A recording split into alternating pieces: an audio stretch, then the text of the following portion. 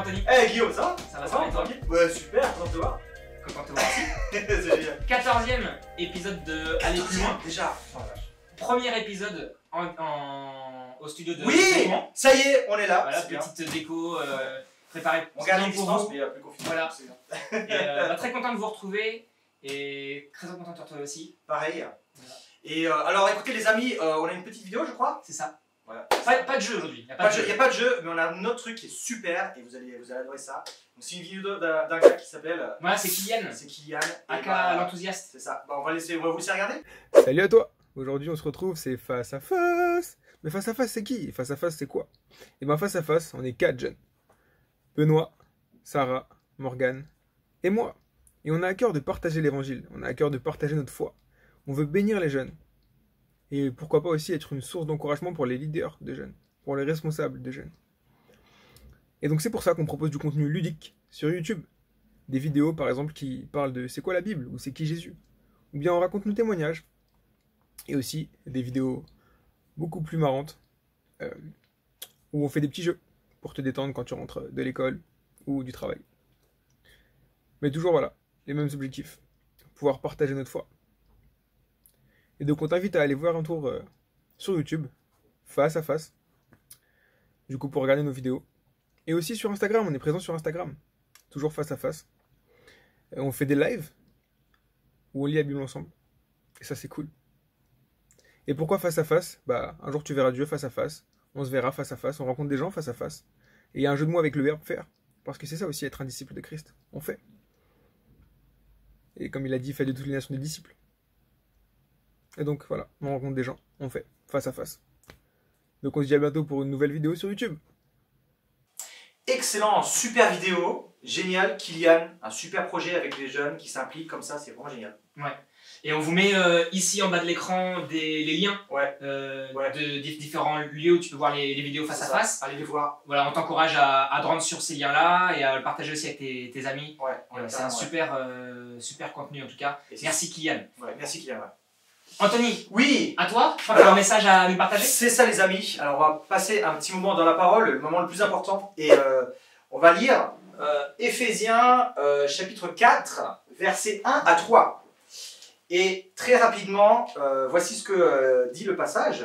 « Je vous exhorte donc, moi, le prisonnier dans le Seigneur, à marcher d'une manière digne de la vocation qui vous a été adressée, en toute humilité et douceur, avec patience, vous supportant les uns les autres avec amour, vous efforçant de conserver l'unité de l'esprit par le lien de la paix. » Donc c'est toujours chouette hein, quand on passe du temps comme ça dans la parole.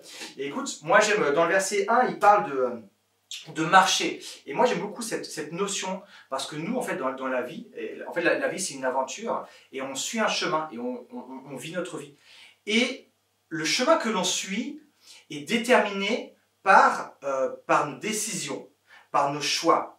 Et ici, Paul il nous dit clairement, dans votre chemin, marchez d'une manière digne de la vocation qui vous a été adressée. Et il va nous donner quelques éléments pour nous aider à marcher comme ça. Il nous dit de marcher, déjà dans un premier temps, avec humilité. Et moi, lorsqu'il nous donne ces éléments, moi je le comprends vraiment comme des éléments qui nous permettent à nous aider dans nos relations avec les autres. Et bon, on a tous des amis, on a tous des relations, que ce soit avec nos familles, dans le travail, et tu es d'accord avec moi, mais c'est quelque chose de très difficile. Je pense que sur Terre, l'une des choses les plus difficiles, c'est nos relations avec les autres. Parce que on aime être avec les gens, mais des fois, il y a des prises de tête, des fois, il y a des frustrations. Et là, Paul, il veut nous aider comment gérer tout ça. Et il nous dit déjà, dans un premier temps, agir avec humilité. Et donc, quand je pense à l'humilité, bon, je pense à deux choses. Je pense déjà à ne pas avoir une opinion trop haute de moi-même, mais aussi vis-à-vis des autres, et savoir valoriser les autres. Et donc, comment on peut mettre ça en pratique? C'est dans la notion que, je ne vais pas me vanter, mais juste, tu peux te dire, non mais tu peux dire, j'ai des talents, et c'est vrai, tu as sûrement des talents, mais que les autres aussi ont des talents. Et peut-être que toi, tu es doué dans un domaine, mais les autres aussi sont doués dans peut-être d'autres domaines. Et Et quand on parle d'humilité, moi je connais j'ai un pote, j'ai un super pote qui, alors il est dans un travail, il est avec des collègues, etc. Et malheureusement, dans cette ambiance de travail, il n'y a pas d'humilité et il n'y a pas de valoriser les autres. Et dans cette ambiance de travail, au lieu d'avoir cette humilité et de valoriser les autres, qu'est-ce qu'on fait? On apprend à se comparer avec les autres, voir qui est meilleur, et au lieu de justement rechercher à rechercher le bien des autres, rechercher à l'humilité, on essaye de éventuellement peut-être piétiner les autres ou les mépriser pour obtenir un meilleur poste que l'autre, un meilleur salaire. Et c'est pas des mauvaises choses d'avoir un meilleur salaire ou un meilleur poste, mais si ça le devient, que pour l'obtenir, eh ben on a dû mépriser ses collègues tout simplement. Et là, Dieu nous dit d'agir complètement différemment, de ne pas agir comme ça, mais d'agir avec humilité et de valoriser les autres.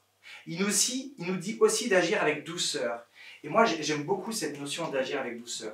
Parce que peut-être que des fois, on a dans notre tête, je sais pas, des fois on pense comme ça quand on est jeune ou même grand, que c'est important d'être dur. Tu vois, il faut montrer qu'on est des vrais gaillards, on est dur, on est ferme, et que plus on agit avec dureté avec les autres, plus on est des vrais gars, quoi. Et pareil, là, la parole de Dieu, elle nous dit que ça n'a rien à voir. Elle nous dit qu'il faut réagir avec douceur. Et c'est toujours la même chose. Des fois, on se compare avec les autres, tu vois. Et on est plus, quand on pense avec dureté, on dit que si moi j'arrive à être plus dur que les autres, peut-être je vais réussir à imposer mon respect. Et des fois, on essaie d'avoir peut-être une position vis-à-vis des autres. On veut être respecté, on veut avoir l'autorité, ou peu importe ce qu'on veut, tu vois. Et on le fait avec dureté, et là, la parole de Dieu, encore une fois, elle nous dit quelque chose de complètement différent. Elle nous dit non, agissez avec douceur. Mais aussi autre chose, elle nous dit d'agir avec patience en se supportant les uns les autres. Et quand on parle de ça, souvent des fois, on peut perdre la patience. Bon, je sais pas, toi tu perds la patience, moi aussi je sais pas avec des personnes, mais des fois on perd patience avec des personnes parce qu'on attend quelque chose qui par exemple ne va pas faire.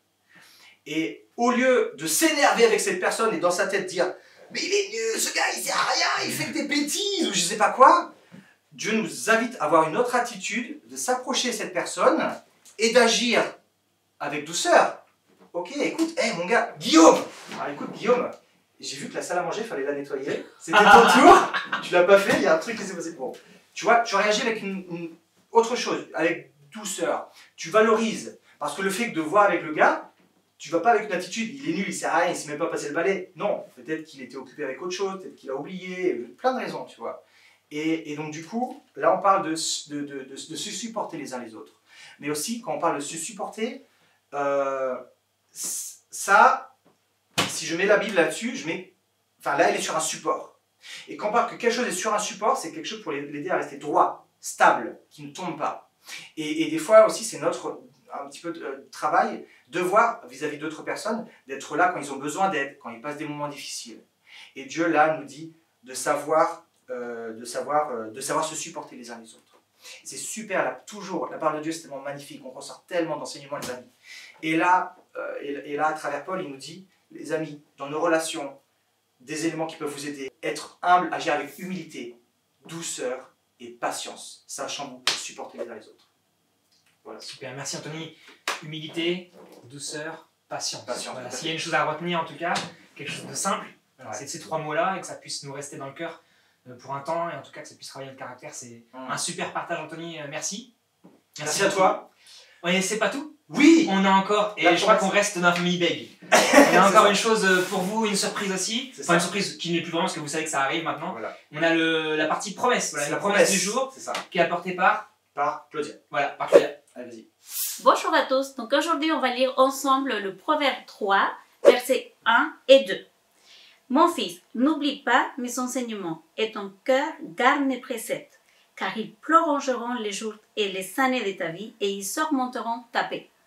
En fait, je trouve intéressant dans cette verset le fait de pouvoir garder les enseignements de Dieu dans notre cœur. Et c'est ça qui va nous donner une vie abondante. Et Dieu et Jésus même le promet dans le Nouveau Testament. Il veut que nous, on ait une vie abondante. Et là, il nous donne la clé, il nous dit il faut garder ces préceptes et ces commandements dans notre cœur et ne pas juste le faire par obligation ou parce que ça nous est imposé, mais parce qu'on le fait par amour, on obéit par amour. Donc je vous souhaite une bonne journée à tous et gardez vraiment la parole de Dieu dans votre cœur.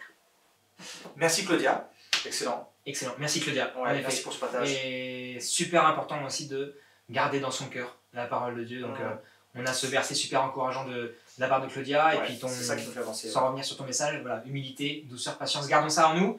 C'est déjà fini. Voilà, c'est triste, mais on se retrouve très rapidement. La semaine prochaine. Sans doute avec le studio à Dinan, épisode numéro 15, prochain épisode. Et voilà, en attendant les amis, et prenez soin de vous, prenez soin de votre cœur, et soyez toujours plongés dans la parole le plus souvent possible. Et à très bientôt. Au revoir.